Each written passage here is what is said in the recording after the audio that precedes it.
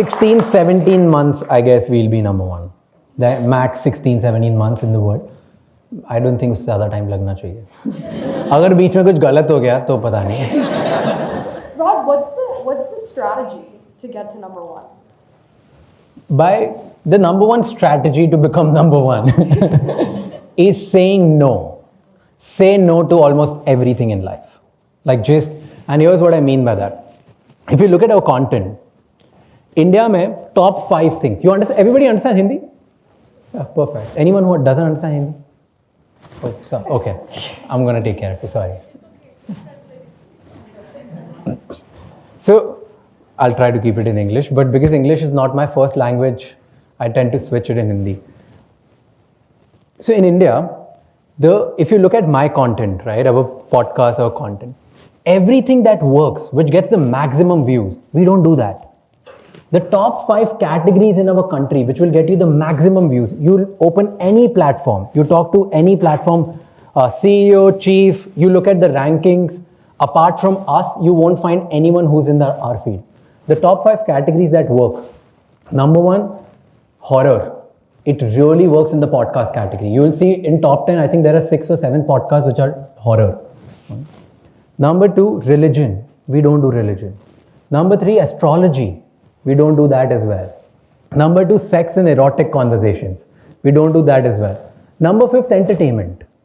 All 5 categories we don't do. So there is no way that we would have won. So everything that works we don't do. And I think that's the only formula that will actually help you become number one. So if you're very clear about what you're not going to do, that will set you apart. So we say no to everything that works because we are very clear what to do. Number 2 is we are very clear about any podcast that doesn't help you think better. We discard it. People don't know that we put about 150 episodes a year, but we record about 220, 230 episodes a year. And the rest of them, they never make it. We reject them after recording them because we are like, oh, maybe this guest was great, but they were not able to give insights which can be, which people can take. Or maybe I was not good enough. I was not able to articulate better, or I was not able to ask good questions. But in the end, if it's not helping you think better, we discard it. So I think the strategy is keep saying no, no, no, no, no, until you reach a point where you're going to, accumulate a lot of people who also say a lot of no's in your life. I think this speaks to the theme of the panel, which is values over views, which is one of your guiding philosophies. I've heard you speak about how you literally turned down guests if you didn't feel like it was values aligned. Can you speak to a specific example of where you've drawn the line for figuring out? It'll be very unfair if I take name of somebody, but I'll tell you. So in our office, there's a big sign which says values over views, sense over sensationalism, teachings over trends. And we live by that. Any podcast which lies on the other spectrum, we don't actually upload that. There are guests who must be, they've offered us insane money to feature them, but we have said no because they don't align with the philosophy of actually teaching something. They just want to promote themselves. Now, I'll give you a more juicier example. There was a politician, okay? And this politician, we did a podcast, very celebrated and decorated, probably, at least used to be. He's been on multiple podcasts after ours because we didn't upload his. So we recorded one podcast. I went there. He started bashing left, right, center to, like a lot of people. He started bashing a lot of people. He started giving me content which was it was so sensational. If I would have put it, I knew that it's minimum 15 million views. I knew it to the point that it's absolutely there. He would tell me about affairs of politicians. He started speaking about what goes on inside when they actually choose. He told me about people who have bought tickets and now they are becoming holier than I was like, the fuck is going on, right? So there was really controversial, great episode. But the entire podcast just had this. Anything which I asked him about teaching, learning, some insight, zero. He would just give me gossip. So we didn't upload that podcast. Today, I think probably he hates us, and he text, like his team texted my team, tried to threaten it as well, do bunch of things, but we didn't upload it because it didn't align with our values. So there are enough times where we have said no just because of this. There was another time where there was this one rock star in the country, a very big, some superstar. We recorded, great episode, great guy. We loved it. And then, because of some reason, his podcast got delayed by 1 month. So his team member started talking shit and started insulting and abusing one of my team members. And we said, no, we're never putting it out. We're sorry. Bye. Thank you. So stuff like that. So if it doesn't align with our values, it doesn't matter who you are, where you come from, how big you've become. We just say no. So values overview. That's the specific example.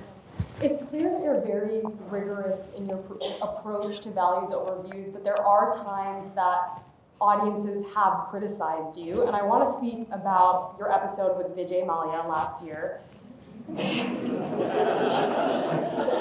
4-hour podcast, 20 million views in 4 days. It was his first time speaking in 9 years, but you were subject to a lot of criticism.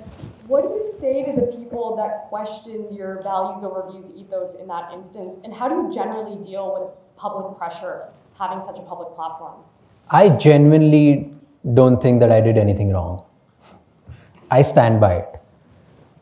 On the podcast, if you look at, right, there are podcasts which teaches you what to do. There has to be podcasts which teaches you what not to do.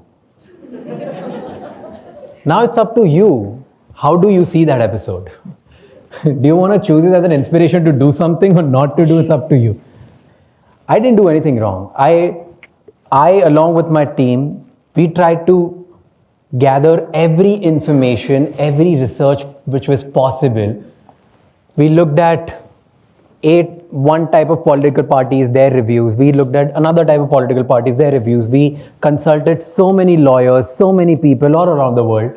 And then we prepared a questionnaire and then we asked them. And Vijay Mallya had no idea about the questions we were going to ask him. He was open. We didn't cut or edit anything that he asked us to because he didn't ask us to do anything. It was on so editorial content wasn't me.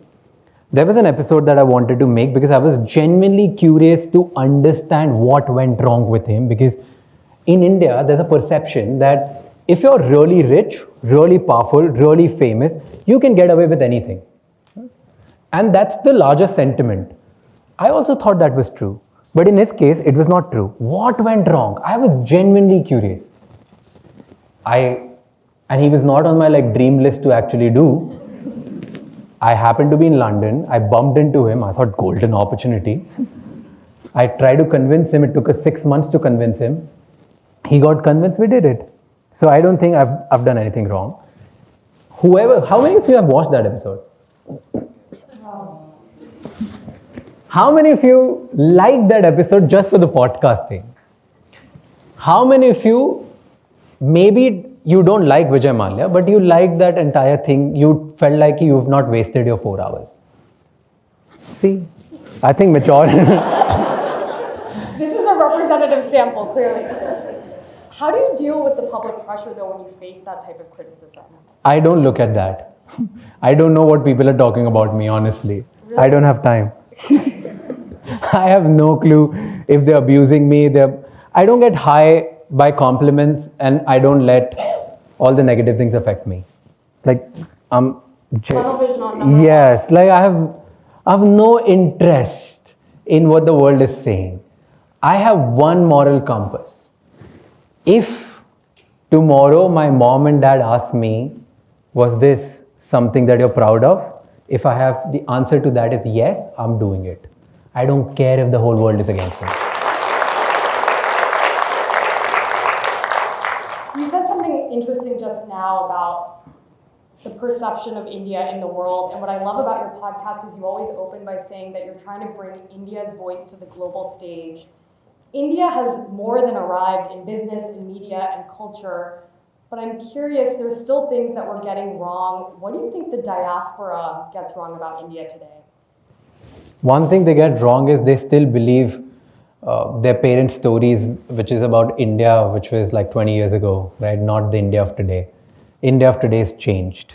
I think so many people I meet, they are like, oh, but there's still this problem and that problem and this problem. I'm like, yeah, these problems are every fucking where in the world. Like, India is really changing, and you can't actually experience that change until unless you're building in India from India. There's no way on earth you can understand that. Right? So no matter what I tell you, if you're not doing business in India or job in India, you won't understand what I'm talking about. So that's one thing which diaspora gets wrong. Another thing which they get wrong is a lot of people still believe that if you're gonna be in India or build in India, you'll still be limited. I think that's wrong. India is the most difficult market in the world. So if you crack that, the rest of the world becomes really easy for you. So I think there's merit in actually going out and exploring that. Imagine the first few years, no matter where you are, it's going to be the hardest for you. If you crack that in India, you will actually crack how to deal with so many different people, so many different languages, so many different beliefs, so many different income status, so many different levels of whether they're going to hurt or not going to get hurt, right? There are so many things which only India has to offer. There's no other part in the world which is this diverse. If they're diverse, they don't have the money, which India is changing now, has the largest middle class in the world, which I think about to become the largest middle class in the world. Then in India, you'll find the richest of the richest, poorest of the poor. So there's so many things in India which offers you insane amount of leverage in the world. So if you understand that market, it's going to be great. Second thing, scale. No one actually understands scale until unless they have built something in India or China. Rest of the world, they don't understand scale because the kind of scale which like these two countries have, it's insane. I'm not talking about companies which have been there for 10, 20 years and like I'm talking about today. The startups and the companies which have been there forever, they have actually all gone around the world, so they understand scale. But people who are building today, if you're building out of any part of the world and not India, or maybe if you're building out of any part of the world and India is not part of your strategy, you're getting it wrong. So that's the second thing which they get wrong. The thing which diaspora gets right is you have actually navigated how to win in the world and set an example for a lot of us to go out in the world and go actually follow the template that you have built. So let's think about, like, you were the advanced brains.